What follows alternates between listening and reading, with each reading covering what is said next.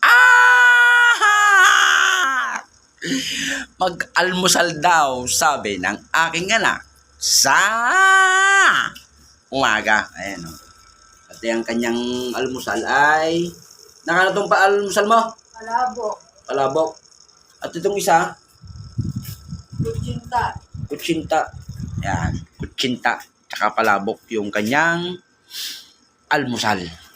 Ngayong umaga. Kahit paminsan-minsan ay uminom ng gatas. Ayan o.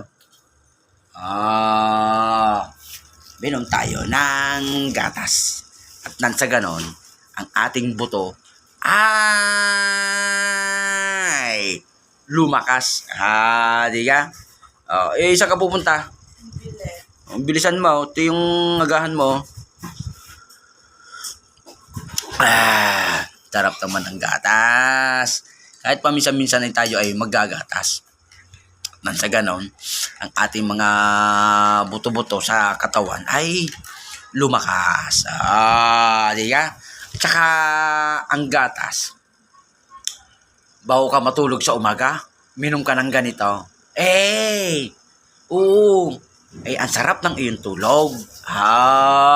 Di ka? Sarap ng gatas. At yung kutsinta na sinasabi ng aking anak, ayan o. Meron siyang honey. Ang sarap niya, no? Nabili ko dyan sa labas to. Kutsinta. Tapos meron siyang honey. Di ka? Ang sarap niyan. Unahan ko yung aking anak na tumikim. Habang siya ay nasa tindahan. Kunin natin yung isa. Kunin natin yung isa. Tapos, lalagyan natin ng honey. Yan.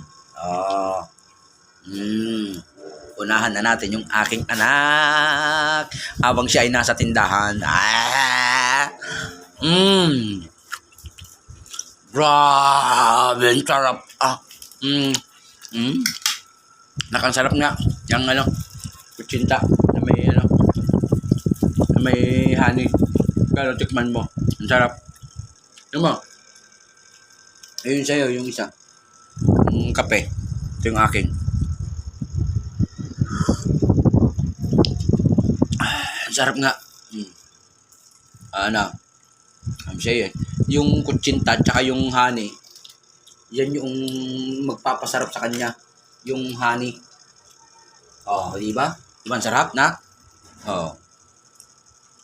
Nadaanan ko dyan sa labas yan eh. Sabi ko sa'yo eh.